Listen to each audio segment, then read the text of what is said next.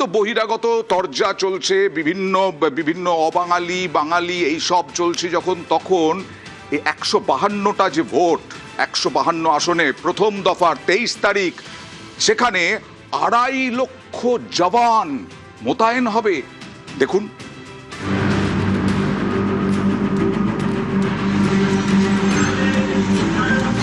পশ্চিমবঙ্গে প্রথম দফায় ভোট 23 এপ্রিল, দ্বিতীয় দফা 29 এপ্রিল। প্রথম দফার ভোটে কোথায় কত কেন্দ্রীয় বাহিনী মোতায়েন করা হবে তা চূড়ান্ত করে ফেলেছে নির্বাচন কমিশন। প্রথম দফায় 152 আসনে ভোট, এর জন্য প্রায় 2400 কোম্পানি কেন্দ্রীয় বাহিনী মোতায়েন করা হবে। অর্থাৎ প্রথম দফার ভোটে ময়দানে নামবেন কেন্দ্রীয় বাহিনীর 2,40,000 জওয়ান। প্রথম দফার ভোটে সবচেয়ে বেশি কেন্দ্রীয় বাহিনী মোতায়েন করা হবে মুর্শিদাবাদে। মুর্শিদাবাদে 240 কোম্পানি, জঙ্গিপুরে 76 কোম্পানি, পূর্ব মেদিনীপুরে 273 কোম্পানি, পশ্চিম মেদিনীপুরে 271 কোম্পানি, বাঁকুড়ায় 193 কোম্পানি, বীরভূমে 176 কোম্পানি, মালদায় 172 কোম্পানি, কোচবিহারে 146 কোম্পানি, পুরুলিয়ায় 151 কোম্পানি, আসানসোল দুর্গাপুরে 125 কোম্পানি, জলপাইগুড়িতে 92 কোম্পানি, দক্ষিণ দিনাজপুরে 83 কোম্পানি, আলিপুরদুয়ারে 77 কোম্পানি, ঝাড়গ্রামে 74 কোম্পানি, রায়গঞ্জে 71 কোম্পানি, ইসলামপুরে 61 কোম্পানি, দার্জিলিংয়ে 61 কোম্পানি, শিলিগুড়িতে 44 কোম্পানি, কালিম্পংয়ে মোতায়েন করা হবে 21 কোম্পানি কেন্দ্রীয় বাহিনী।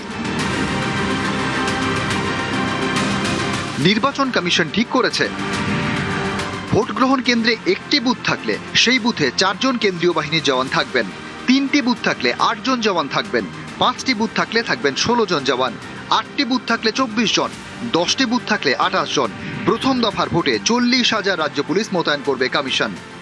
ইতিমধ্যেই নির্বাচন কমিশনের তরফে জেলায় জেলায় 6 দফা গাইডলাইন দেওয়া হয়েছে ভোটকে নির্বিঘ্নে করার জন্য। আর তাকে সামনে রেখেই এবার রাজ্যে প্রথম দফার ভোট নির্বিঘ্নে করার জন্য 2400-এরও বেশি কোম্পানি কেন্দ্রীয় বাহিনী মোতায়েনের সিদ্ধান্ত নিল নির্বাচন কমিশন।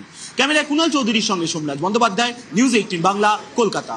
এই যে কেন্দ্রীয় বাহিনী জওয়ান সংখ্যা একেবারে নজিরবিহীন ভাবে কেন্দ্রীয় বাহিনী, চার্লস দা, নজিরবিহীন ভাবে কেন্দ্রীয় বাহিনী, নজিরবিহীন ভাবে, যেটা মমতা বন্দ্যোপাধ্যায় অভিযোগ করেছেন, মধ্যরাতে তাণ্ডব, অর্থাৎ গুপ্ত তাণ্ডব, মুখ্য সচিবকে বদল। এত সব করেও আপনারা যদি ক্ষমতায় না আসতে পারেন, তাহলে তো আর কাউকে দায়ী করতে পারবেন না। দেখুন, প্রথমেই মনে রাখতে হবে যে 2011 সালে যখন পরিবর্তন এসেছিল, সেবারও কিন্তু আনপ্রেসিডেন্টেড সিকিউরিটি অ্যারেঞ্জমেন্ট করা হয়েছিল, ইলেকশন কমিশন অফ ইন্ডিয়া করেছে। এবারেও সেই আনপ্রেসিডেন্টেড অ্যারেঞ্জমেন্ট করা হয়েছে, এবারেও পরিবর্তন আসবে। কিন্তু মুখ্য সচিবকে বদল করা হয়নি, সেই সময় মুখ্য সচিবকে বদল করা হয়নি, ঝাঁকে ঝাঁকে আমলা বদল করা হয়নি। অসুবিধে কোথায়? বদল করলে অসুবিধাটা কোথায়? What is the problem? মমতার সমস্যাটা কোথায়? কারচুপি করতে পারবে না, সমস্যাটা কোথায়? আমরা চাই ফ্রি অ্যান্ড ফেয়ার ইলেকশন। প্রত্যেকটি করে জিতে আসা তৃণমূল এবার একেবারে আটকে গেছে। ফ্রি অ্যান্ড ফেয়ার ইলেকশন হোক। এই তো একটু আগে বললাম, ভয় মুক্ত চক্রান্ত হয় আগেরবারের মতো। ইলেকশন কমিশন তো পরিষ্কার বলছে, ফেয়ার ফ্রি, আমরা জানি, ভায়োলেন্স ফ্রি, দেখাবার জন্য ইন্টিমিডেশন ফ্রি, উইদাউট এনি ছাপ্পা, ভোট জামিন। গাড়িগুলো এনেছেন, গাড়িগুলো তো সাধারণ পশ্চিমবঙ্গে কি এমন হয় যে কাশ্মীর থেকে গাড়ি, সাজোয়া গাড়ি? সেটা তো বিভিন্ন জায়গায় যেখানে সুপার সেন্সিটিভ এরিয়া আছে, যেখানে জিহাদিদের মমতা ব্যানার্জি লালন পালন করেছেন, সেই সিকিউরিটির জন্য আনতে হয়েছে। আচ্ছা, মানে উপনিবেশ। এই যে জিহাদির মোড়কে যেটা বলার চেষ্টা করলো, ওই যে বলেছে না বাংলাদেশি তারা নিয়ন্ত্রিত, বাংলাকে উপনিবেশের মতো ব্যবহার করছে বাংলা। অনুপ্রবেশকারী, কোথাও রোহিঙ্গা তো লেখা। শুনুন, এখানে একটা ছোট্ট অ্যাড করব।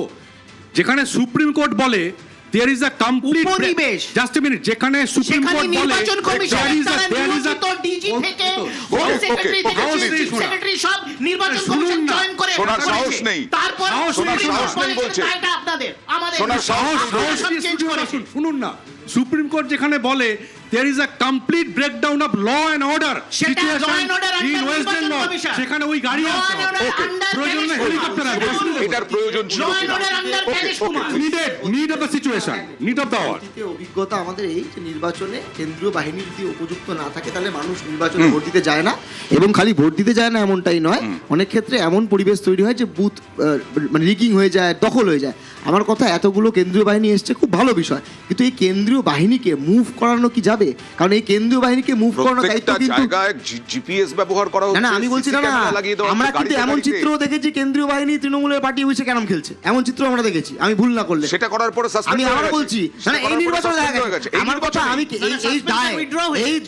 এই দায় কিন্তু কমিশনকে নিতে হবে, কারণ আমরা তো যারা রাজনৈতিক দল নির্বাচনে লড়ছি বা যারা ভোট দেবে সকলেই চাইবো যে ফ্রি অ্যান্ড ফেয়ার ইলেকশন হোক, মানুষ যার পছন্দের প্রার্থী তাকে ভোট দেবে, যে দলকে ভোট দেওয়া দেবে, এবং মানুষকে যাতে বাড়ি থেকে বুথ অব্দি নিয়ে আসা যায়। গ্রামের দিকে চন্দনদা, এমন এটা হয় সত্যি, এটা সত্যি যে আজকে যে ভোট হয়ে গেল আমি বলছি- অসমে, আমরা একটাও ঘটনার কথা এখনো পর্যন্ত গ্রামের জানি দিকে না, কিন্তু উত্তেজনার অয়নদা, কথা। গ্রামের কিন্তু দিকে এমন- পশ্চিমবঙ্গ মানেই উত্তেজনা। না, না, কিন্তু- সেখানে এবার কি শান্তিপূর্ণ ভোটের পশ্চিমবঙ্গ মানে বহিরাগত শত্রু আমরা প্রথমে দেখেছি। পশ্চিমবঙ্গ মানে চন্দনদা। পশ্চিমবঙ্গ মানে এক উত্তেজনা, মিনিট, পশ্চিমবঙ্গ মানে চালসা, এক এখানে মিনিট, এখানে এক মিনিট, পলিটিক্যাল ভায়োলেন্স হয়, যেখানে চালসা, হাইকোর্ট বলে এখানে এটা- কোনো আইনের শাসন এটা নেই, শাসকের আইন ঘটনা। চলছে। দেখো একটা জিনিস আছে, আমরা বারবার বলছি আমরা ওয়েলকাম করছি ফ্রি অ্যান্ড ফেয়ার ইলেকশনের জন্য যা ব্যবস্থা নেবে আমাদের ইনফ্যাক্ট কোর্ট বলুক আর ইসিআই বলুক, আমরা চাই free and fair election, this is one point. কিন্তু সেই ফ্রি অ্যান্ড ফেয়ার ইলেকশনের জন্য যতগুলো অ্যাপারেটাসকে চেঞ্জ করা, তুমি জানো হ্যাঁ। প্রথমবার হয়েছে মুখ্য হ্যাঁ, সচিব, একদম। স্বরাষ্ট্র সচিব চেঞ্জ, একদম। অন্যগুলো ঘোষণার বাদ দিনই। দাও, এট এ ঘোষণার টাইম দিনই রাতে। স্ট্রাকচারাল চেঞ্জ, এতগুলো করার পরেও তারপরে দেখতে হবে গণতন্ত্র সপক্ষে এটা রক্ষা করা যাচ্ছে কিনা, মানে ওইটা উল্টো দিকে পেট্রোল না হয়। এসআইআর নিয়ে আমাদের অভিজ্ঞতা কিন্তু ভালো নয়, সুতরাং আমাদের দেখতে হবে এই অপারেশনসটা বায়াসড অপারেশন হচ্ছে কিনা সেটাও কিন্তু দেখতে হবে। কেন্দ্রীয় Fair, কানে fair কানে না কিন্তু বলে সেটা দেয়, নয়। কাকে ভোট দিতে হবে লাইনে, এমন না Exactly. হয়েছে। আচ্ছা, কাল বিজেপিকে তো ভোট দিতে আপনার হবে, নেতা এইটা রাহুল বলুন। গান্ধী এসে আমার মমতা আমার ব্যানার্জিকে এমন অ্যাটাক করে অভিজ্ঞতা আছে দিয়েছে। কিন্তু যে কেন্দ্রীয় বাহিনী কালকে তো আপনার নির্দিষ্ট নেতা- করে যাওয়া, আমি তো তাকে এখনো বলছি, তাকে বলে দিচ্ছে, এখনো কাকে ভোট দিতে হবে। কাকে ভোট এটা দিতে তো হবে? আমার নেতা ঠিক বলেছেন, মমতা ব্যানার্জিকেই অ্যাটাক করেছেন, বিজেপিকে অ্যাটাক করেছেন। পরিষ্কার Okay. কথা আপনাদের বলে রাখি যে 2026-এর নির্বাচন মমতা ব্যানার্জির বিসর্জন, মমতা ব্যানার্জি গন। Okay. মমতা ব্যানার্জি অলরেডি শেষ হয়ে গিয়েছে, এতটা confident, সময়ের অপেক্ষা, এতটা আত্মবিশ্বাস। সময়ের অপেক্ষা। 4 মে আপনার এখানে বসেই চালসন দিয়ে আলোচনা করে যাবে, মমতা ব্যানার্জি চলে গেছেন। অতএব পশ্চিমবঙ্গের মানুষ ইতিমধ্যেই না, ঠিক অয়ন, করে ফেলেছেন এটা কিন্তু আমি তোমাকে যে রেকর্ড করে এটা- রাখতে বলবো। এটা মমতা ব্যানার্জি 4 মে মুখ্যমন্ত্রী তুমি হিসেবে, যেরকম থাকবেন, আমাকেও মুখ্যমন্ত্রী দেখো। হিসেবে মমতা ব্যানার্জির আমি শেষ যাতে এই নির্বাচন। উপস্থিতি দেখি আগের বারের মতো যে সব নেতারা শুধু জয়প্রকাশ মজুমদারকে জয়প্রকাশ মজুমদারকে রেখে সামনে বাকিরা রেখে। পালিয়ে গেছে। মুখ্যমন্ত্রী আমি হিসেবে তাহলে কিন্তু আপনাকে শেষ করবো জবাব এবার। করতে হবে। মুখ্যমন্ত্রী হিসেবে মমতা ব্যানার্জির এটা শেষ নির্বাচন। ওকে, দেখুন সেটা এই যে নিরাপত্তার বিষয়টা, সেটাও কি সোনার পাথরবাটি হয়ে যাচ্ছে যে আলোচনায় উঠে দেখুন, আসছে? যে কোনো অবস্থায় মানে সাংবিধানিক অধিকার, নিশ্চিন্তে ভোটদানের ভোটটা। অধিকার সাংবিধানিক অধিকার, সংবিধান সম্মত অধিকার, সেটাকে এনশিওর করার জন্য সংবিধান সম্মত ইলেকশন কমিশন বডি তারা যা যা স্টেপ নেবে সেই স্টেপ নিয়ে কোনো পলিটিক্যাল পার্টির বিরোধিতা করা কখনোই সমীচীন না। কারণ মানুষের সাংবিধানিক অধিকারটাকে এনশিওর করার দায় কিন্তু সংবিধান ঠিক ইলেকশন বলছেন। কমিশনকেই দিয়েছে। ঠিক বলছেন। কিন্তু আমি সেইটা এটাই বিজেপি সেইটা চায়। আমি সব নিশ্চয়তা রাজনৈতিক হচ্ছে কিনা, সেটা হচ্ছে কিনা, কিন্তু সে তার দায় কিন্তু ইলেকশন মানে কমিশনকেই এখনো নিতে হবে। সন্দেহ প্রকাশ একদম করতে হবে, ঠিক বলেছেন, নির্বাচন অবশ্যই কমিশনের নিতে হবে। ইলেকশন পদক্ষেপের কমিশনকে ব্যাপারেও। আরেকটা দায় নিতে হবে, কি দায় বলো তো? এই যারা ভোট দেবে বা রাজনৈতিক দল করছে, সে যে পার্টি করুক, আমাদের পার্টি করুক, অন্য পার্টি করুক, আমাদের অতীতে অভিজ্ঞতা, বেশ কিছু বছর অভিজ্ঞতা, নির্বাচন পরবর্তী সন্ত্রাস, পোস্ট পোল ভায়োলেন্স, এবং এক্ষেত্রে আমরা দেখেছি বিরোধী রাজনৈতিক দল করার জন্য কিন্তু অনেক মানুষ 21-এর পোস্ট পোল ভায়োলেন্সে আমরা 77 জনকে হারিয়েছি। আমি বলছি 16 সালে আমাদের ক্ষেত্রে এটা হয়েছে, বা 21 সালে বিজেপির ক্ষেত্রে হয়েছে, অন্যদের ক্ষেত্রে হয়েছে। আমার কথা, বা অন্য দলের ক্ষেত্রেও যদি হয়, আমার কথা যে মানুষ যাকেই ভোট দেবে তাকে যেন এই খেসারত না দিতে হয় যে অন্য রাজনৈতিক দল করার জন্য তাকে তার জীবন হারাতে হয় বা তার বাড়ি সংখ্যালঘু মেয়েদের আমরা rape চাইবো, করেছে তৃণমূল। আমরা চাইবো 21 যে সালে। কমিশন এই ব্যবস্থা নিক, কিন্তু যে এটা একেবারে আত্মবিশ্বাসের সঙ্গে বলে সিচুয়েশন দিলেন নেবে। যে আর নয় তৃণমূল সরকার, কোনোভাবেই নয়। এই আত্মবিশ্বাসটা কিভাবে আসছে? আত্মবিশ্বাস তো আমরা জনগণের 21-এ ভোট থেকে দেখেছিলাম, 24-এ নাকি এই দেখেছি। নির্বাচন কমিশনের বিভিন্ন পদক্ষেপ আর কেন্দ্রীয় বাহিনী দিয়ে? 21-এ আপকি বা 200 পারের কি আত্মবিশ্বাসের কোনো খামতি দেখেছিলে? বা 24-এ 35টি আসন পাবে এই অমিত শাহ এবং বিজেপির নেতারাই তো বলেছিল, তোমার স্টুডিওতে বলে গেছিল।